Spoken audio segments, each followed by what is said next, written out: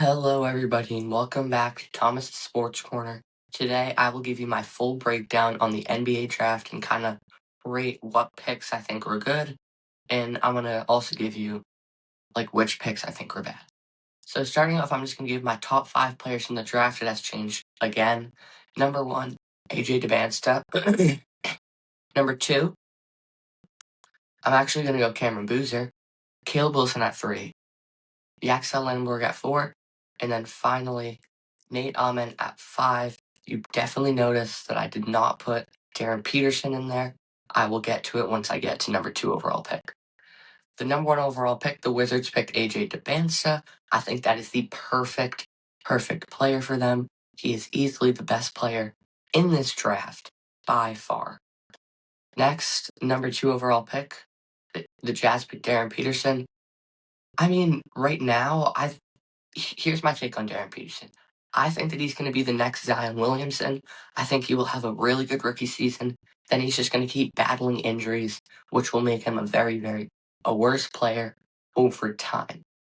Next, the overall 3 pick, the Grizzlies picked Cameron Boozer. I have him as the second best player in this draft.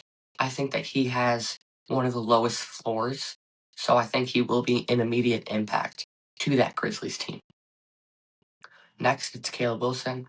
I think that Caleb Wilson probably has one of the highest ceilings in this draft. When I look at him, he kind of reminds me of like a younger Anthony Edwards type player. That could be kind of an overstatement because Anthony Edwards is one of the best players in the league. But I mean, he kind of reminds me of a younger version of him. But next, the Clippers pick Keegan Walker. I don't think that's a bad pick. I feel like they could have traded that pick because, I mean, I feel like that they don't really need a guard, although they do. It's just if they are going to trade Kawhi Leonard, they need somebody to replace him. So I feel like that's like an okay pick. Not the best, not the worst. Next, the next pick, Michael Brown. I don't think that's a good pick, especially when you have Darius Acuff Jr. on the board. I think that this is how this draft will be remembered. I think that Michael Brown will be a flop, and then Acuff will be better in the long run, and then the Nets will regret this. Next at 7, Kings pick Darius Acuff Jr. Like I just said, I think that was a really good pick, especially for the value at 7. I think that he was one of the best players in this draft. I have him at 6. Next, we have 8. Right here, I was a bit confused on this one because yes, the Hawks do need a guard. I'm not sure that Kingston Flemings was the guy over Braden Burries. Flemings is just like a shorter guy, so it just doesn't really like match for me going at 8. I feel like they should have picked Braden Burries over him, but next at 9, this was the worst pick in the draft. The Dallas Mavericks picked Morez Johnson Jr. I get that Dusty May wanted a Michigan guy, but Morez Johnson Jr. plays power forward and center. So does Yaxel Lenenborg, and then Dave Mara plays center. So this one was just a bit confusing for me. I feel like Yaxel was the pick there, especially how I have him at 4 in the draft. Next at 10, the Bucks picked Braden Burries. Again, like I said, I feel like they got really good value for that one, especially because the Hawks did not pick him. They picked Flemings. At 11, here we go. Yaxel finally goes off the board to the Warriors. I know the Warriors wanted him the most, so I'm happy for Yaxel. He gets to play along Curry and Draymond Green. He can get mentored by Draymond and Curry. I think that would be really good for his development in the league. Next, the Thunder picked Ade Mara. Nate Ahman was the best player on the board there, but they needed Mara for if they do end up getting rid of Hartenstein. I feel like that was a really good pick for them right there. Next at 13, the Heat picked Nate Ahman.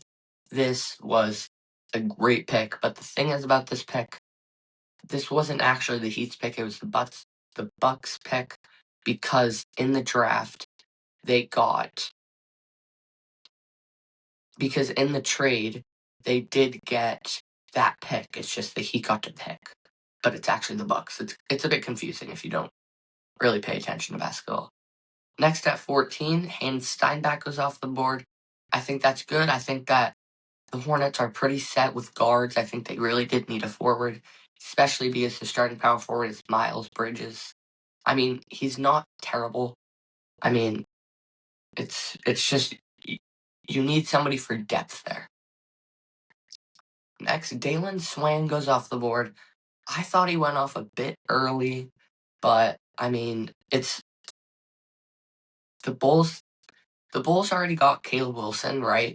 So they really didn't need another forward, and he was, I would say, the second best guard on the board right there. I feel like Sturts would probably been a better pick because he is like a 3-point shooting machine. Next, like I said, 16, the Grizzlies pick Bennett Sturts, but it gets traded to the Thunder. That is not what you want to see, especially because the Thunder got their hands on like a really good player in this draft, and he can be like the next. To be honest, Bennett Sturts reminds me of Colin Knuppel a bit. Colin Knuppel rookie season. But I mean, if he does end up having that rookie season, then the NBA is cooked. Next, the Thunder picked Ibuka Ori, but it was traded to Detroit, so Detroit got him. I feel like that's good. You can get some guard depth. I mean, of course, you have like one of the best point guards in the league. I mean, Cade Cunningham, right? And then he can be the backup for Duncan Robinson, who is the shooting guard. Next, at 18, Hornets pick again. They pick Christian Anderson Jr. This is a very, very good pick. For the value, only because, yes, I did say earlier that they didn't need a guard, but then also their backup point guard is Coby White, so this guy is a very, very good replacement for Coby White because I don't think that they're going to resign him. Next, at 19, you got Allen Graves. I think he went off a tiny bit early in this draft. I feel like he should have went down a little bit lower, especially because they had Jaden Quintons on the board. But, I mean, then at 20, Jaden Quintons goes to the Spurs. He gets to play alongside Wemby, the beast from Kentucky is going to play with Victor Wembanyama. Next, Kareem Lopez. He goes to the Pistons. This was an amazing pick. This guy went off kind of late, in my opinion, but amazing pick. Then finally, LeBron Fillon Jr. goes off the board, but he goes to the Sixers. He's going to be mentored by Tyrese Maxey. Like, this is very, very good for this player's development. I think he was one of the best guards in this draft despite his size. Next, Zuby goes off the board. I think he could have got drafted earlier. I think he will be one of the best players in this draft.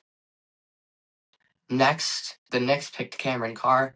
And funny thing, when Cameron Carr was going up to the the stage when he got called, he was literally saying to himself, "I'm going to get traded." I mean, maybe he's a Celtics fan. I don't know. I wouldn't want to be drafted to the Knicks.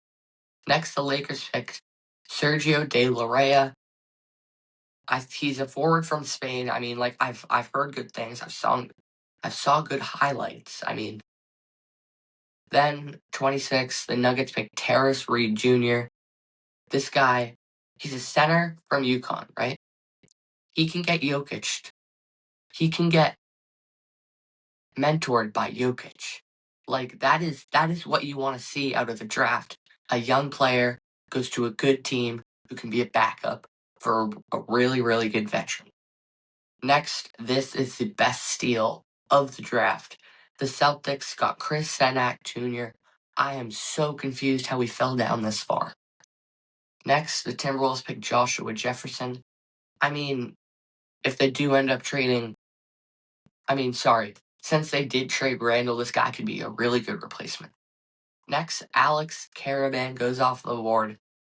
I am a bit confused how he went off the board before Mullins, but I mean, Alex Caravan is a really, really good player. Congratulations, Cavs. And then finally, Koa Pete goes off the board, but he was traded to Phoenix. in that trade. So now he will play alongside Malwalk with Phoenix. That's it for the draft. My name's Thomas Hayden. This is Thomas's Sports Corner. Goodbye.